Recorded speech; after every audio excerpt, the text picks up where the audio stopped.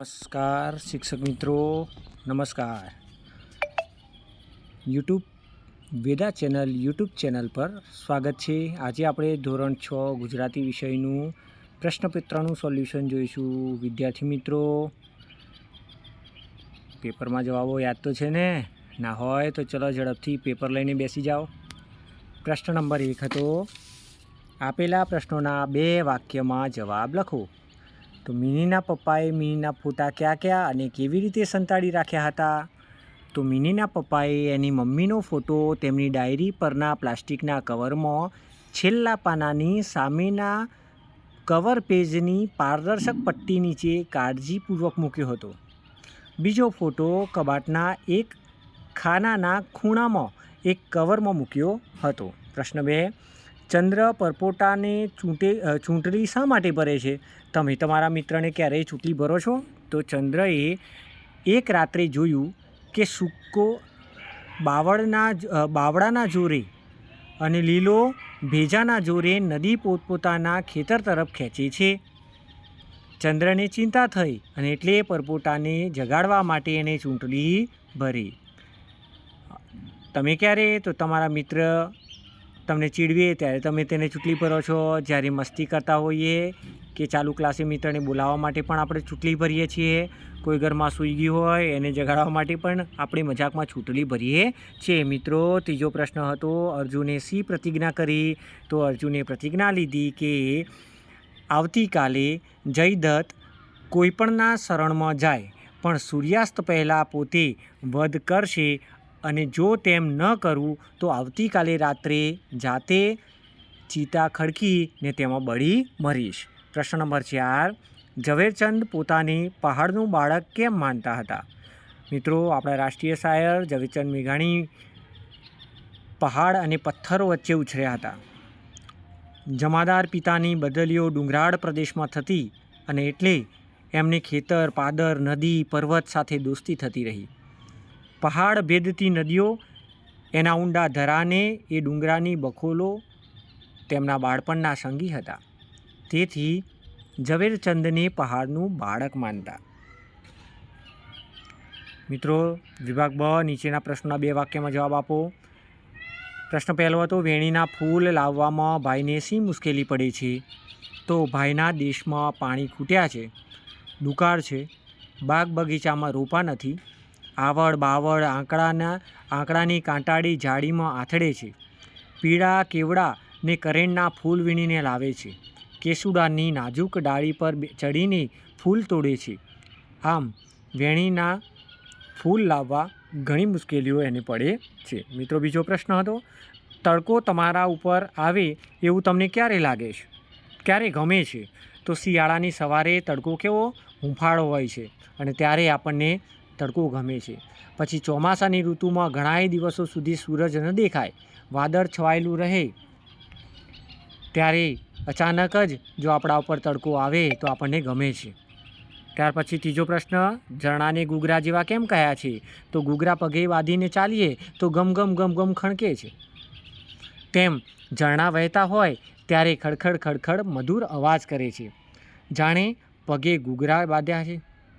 તેથી ઝરણાને ઘૂઘરા જેવા કહ્યા છે. મિત્રો, તમને બેકગ્રાઉન્ડમાં પક્ષીનો અવાજ સંભળાતો હશે.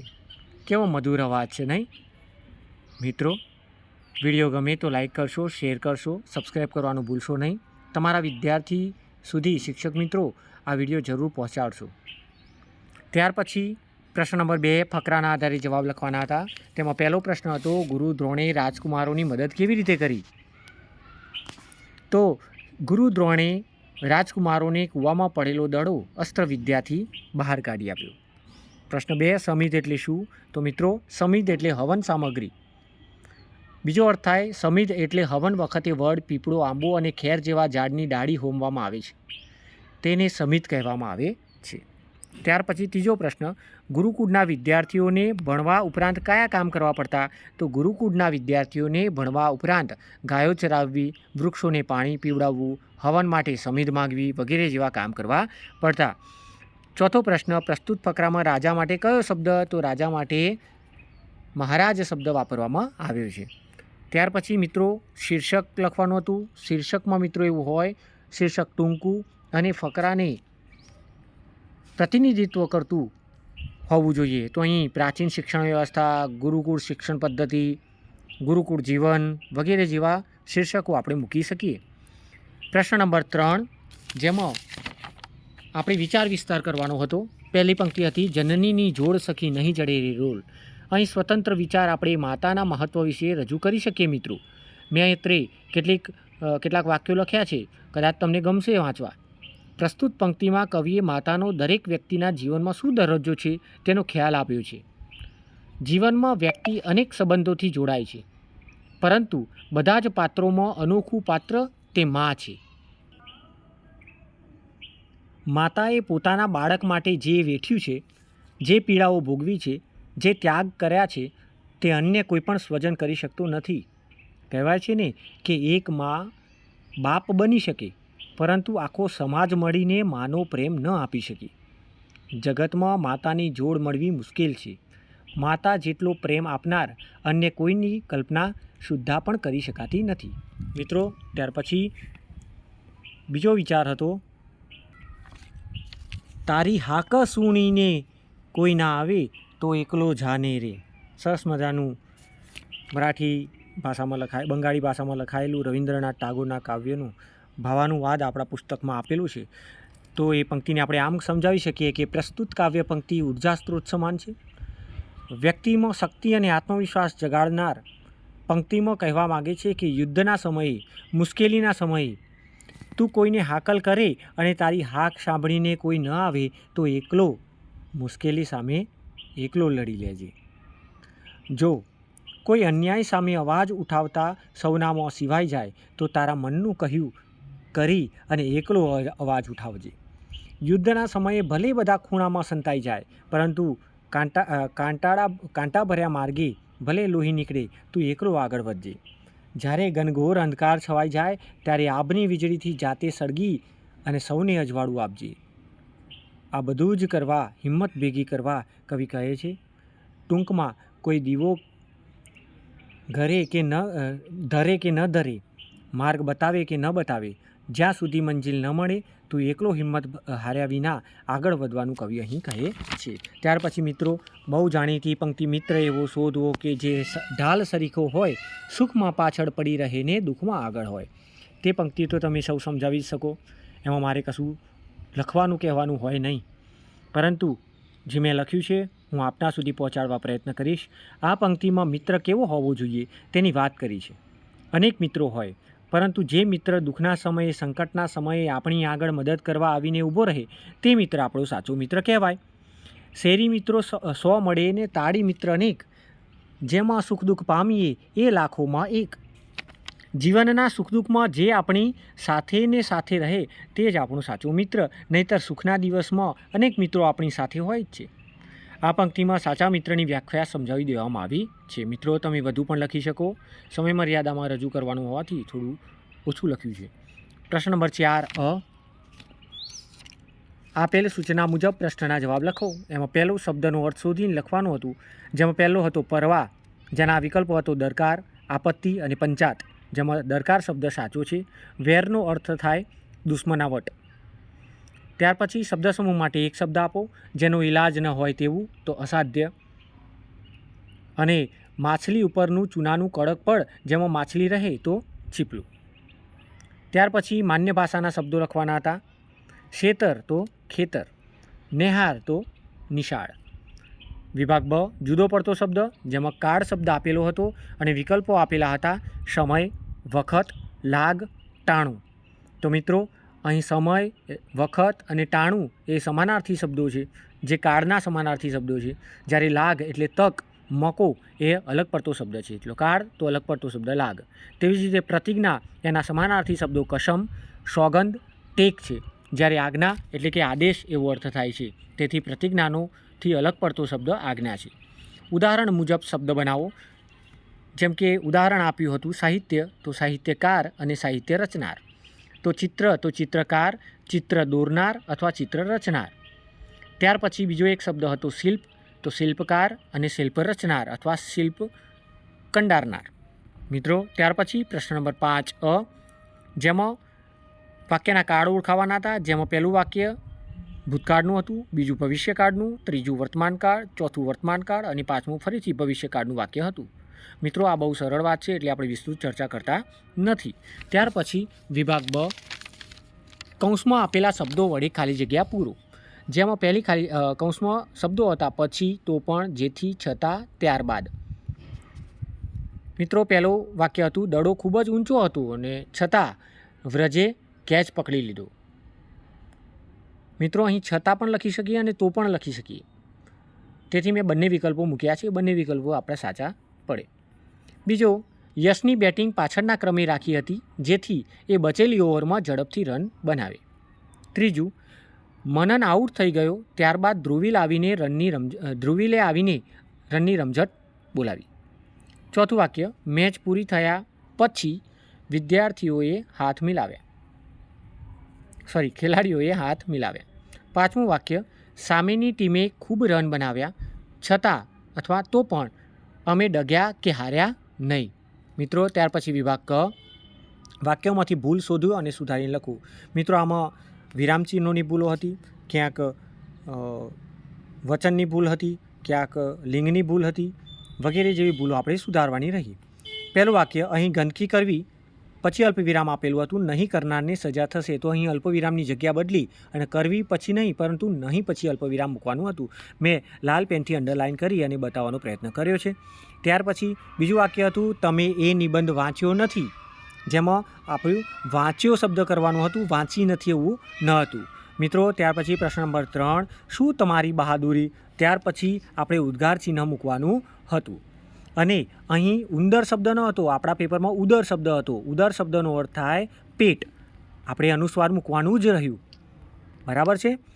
ચોથું વાક્ય હતું દેશના દરેક નાગરિકોને પોતાની ફરજ પ્રત્યે સભાન રહેવું જોઈએ એવું હતું, પણ નાગરિકોને નહીં, દેશના દરેક નાગરિકે પોતાની ફરજ પ્રત્યે સભાન રહેવું જોઈએ એમ આપણે લખી શકીએ. પાંચમું, અહીં ગાયનું શુદ્ધ ઘી મળે છે. શુદ્ધ ગાયનું ઘી નહીં, અહીં પેલું થયું ચોખ્ખી ભેંસનું દૂધ. બરાબર ને? અહીં ગાયનું શુદ્ધ ઘી મળશે એ સાચો ઉત્તર છે આપણો. ત્યાર પછી પ્રશ્ન નંબર 6 જેમાં આપણે યોગ્ય ભાવ દર્શાવતા શબ્દો મૂકવાના હતા, જેમ કે કૌંસમાં આપેલા હતા શાંત, ગર્વ, શરમ, ખુશી, હતાશ. મારા ખરાબ અક્ષર જોઈને મને શરમ આવી ગઈ, પહેલું વાક્ય હતું. બીજું વાક્ય, સ્નેહીનો પ્રથમ નંબર આવતા પરિવારમાં ખુશી ફેલાઈ ગઈ. ત્રીજું, મને ભારતીય હોવાનો ગર્વ છે. ચોથું, કુસ્તીમાં હારી જતાં હું હતાશ થઈ ગયો. અને પાંચમું વાક્ય હતું અચાનક શિક્ષક આવતા બાળકો શાંત થયા. વિભાગ બ,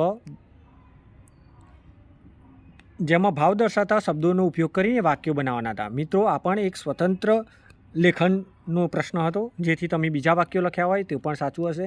આ ફક્ત માર્ગદર્શન માટે જ છે, આ કોઈ અંતિમ જવાબ વહી નથી. તેથી મિત્રો જે તે શિક્ષક તમારું પેપર તપાસશે તે યોગ્ય જ હશે. દુઃખ તો ચકલીને પાણી માટે વલખા મારતી જોઈ દુઃખ થયું. મિત્રો ટૂંકમાં અહીં જે શબ્દો આપ્યા છે તે શબ્દોના આપણે વાક્યો બનાવવાના હતા, જેમાં આપણે સમય બગાડતા નથી. તમે સ્ક્રીન પર જોઈ શકો છો અને વાંચીને તમે તમારા વાક્યો સાથે સરખાવી શકશો. પ્રશ્ન નંબર 7 જેમાં આપણે પાત્રાલેખન કરવાનું હતું. પહેલું પાત્ર હતું પરપોટો. હા, તમે વિચારો છો એ જ પાણીનો પરપોટો. તમારા પાઠ્યપુસ્તકમાં સરસ મજાની એક વાર્તા આવી હતી. પરપોટો હવાથી બનેલો હતો અને પાણીથી મઢેલો હતો. પરપોટો નદી કિનારે તરાપા પર રહેતો હતો. પરપોટાને 2 મિત્રો, સૂકો અને લીલો. પરપોટો સ્વભાવે થોડો સ્વાર્થી લાગ્યો, કારણ કે તે પોતાના મિત્રો સાથે રમતો પરંતુ મિત્રોને ઝઘડતા અટકાવતો નહીં. તરાપા પર લાડુ જમે ને બંને કાંઠે તરાપા પર આવી અને લાડુ જમે અને બંને કાંઠે મિત્રોની સાથે પાછી વારાફરતી રમ્યા કરે. મિત્રો આ હતો આપણો પરપોટો. ત્યાર પછી બીજું પાત્ર હતું મિની. મને આખા પાઠ્યપુસ્તકમાં કોઈ સૌથી વધુ ગમ્યું હોય પાત્ર તો છે મિનીનું પાત્ર. જોઈએ આપણે મિત્રો. હા જુઓ, પાત્રાલેખનમાં આપણે એ ધ્યાન રાખવાનું કે પાત્રનો બાહ્ય દેખાવ, એનો આંતરિક સ્વભાવ, એનામાં રહેલા ગુણો વગેરે આપણે દર્શાવવાના હોય છે. વાર્તા લખવાની હોતી નથી. તો મીની મા વિનાની નાનકડી છોકરી હતી. ઉંમરમાં નાની હતી તેટલી જ નટખટ હતી. તેથી માજીના ગયા પછી ટોમ જેરીના જેમ ઘરમાં કૂદાકૂદ કર્યા કરતી. ઉંમરમાં નાની છતાં ખૂબ સમજુ હતી. તેથી પોતાના પિતાને રસોઈ ન આવડતી તે બાબતનો તેને ખેદ ન હતો. તે પોતાના પિતાની ખૂબ કાળજી રાખતી અને તેથી જ જ્યારે પિતાજી પાઉચ ભૂલી જાય છે ત્યારે અનેક ગણી ચિંતા કરે છે. તે લાગણીશીલ પણ એટલી જ હતી. પિતાની દાઢી વધે તે ગમતું નહીં, પરંતુ પોતાની માતાને દાઢી ગમતી હતી તે વાત જાણીને પિતાને દાઢી રાખવા માટે કહે છે. આ મીના નટખટ, લાગણીશીલ અને અન્યની કાળજી લેનાર અને ખૂબ જ સમજુ હતી. મિત્રો, ત્યાર પછી પ્રશ્ન નંબર 7બ, આપેલા ચિત્રને જોઈને વાક્યમાં વર્ણન કરો. મિત્રો, સરસ મજાના શાળાના બગીચાનું ચિત્ર હતું, તેથી મેં આવા થોડા વાક્યો લખ્યા છે. તમારી સ્ક્રીન પર છે, સ્ટોપ કરી અને તમે વાંચી શકો છો. આપણે ત્યાર પછી પ્રશ્ન નંબર 8 નિબંધ લેખન ઉપર જઈએ, જેમાં આપણે હોળી વિશે નિબંધ લખવાનો હતો. મિત્રો, આપણે આવા મુદ્દા ઉપર ચર્ચા કરી શકત કે ગામ વચ્ચે હોળી પ્રગટાવીએ, ખજૂરદાણી વેચાય, લોકો પ્રદક્ષિણા કરે, ખાસ નૃત્યો થાય, સરસ મજાના હોળીને લગતા ગીતો ગવાય, બીજા દિવસે ધૂળેટી પણ ઉજવાય, લોકો પોતાની માનતાઓ પણ એ દિવસે પૂરી કરતા હોય છે, હોળીમાં શ્રીફળ વધેતા હોય છે. આ બધી બાબતો આપણે લખી શકીએ. મિત્રો, અહીં બીજો એક નિબંધ આપેલો હતો કે તમારા જીવનને ઉત્તમ બનાવવા માટે તમારા માતા પિતાજી શું કરે છે. તો મિત્રો, અહીં માતા પિતાએ તમારા માટે જે કર્યું છે અને કરતા રહ્યા છે એ બધું અહીંયા જણાવવાનું હતું. સ્વાસ્થ્ય સારું રહે તેની કાળજી, જેમ કે જન્મથી તમને રસી મુકાવડાવી, તમારા ખોરાકનું ધ્યાન રાખ્યું, ઋતુ પ્રમાણે ખોરાક, ફળો, કપડાં વગેરે આપ્યું, તમારી જરૂરિયાતોની પૂરી કરી તમારા માતા પિતાએ અને કરતા રહ્યા છે. ઉત્તમ સંસ્કારનું સિંચન તમને સૌપ્રથમ તમારા માતા પિતા તરફથી મળ્યું. સારી ટેવો તમારામાં વિકસાવી, ઉત્તમ શિક્ષણ આપ્યું, સારી શાળાની પસંદગી કરી, સારી સગવડો પૂરી પાડે છે અને તમારું સંપૂર્ણ ધ્યાન તમારા માતા પિતા રાખે છે. તો મિત્રો, અસ્તુ. જય હિન્દ, જય ભારત. સરકારી શાળા આપણી શાળા, શ્રેષ્ઠ શાળા.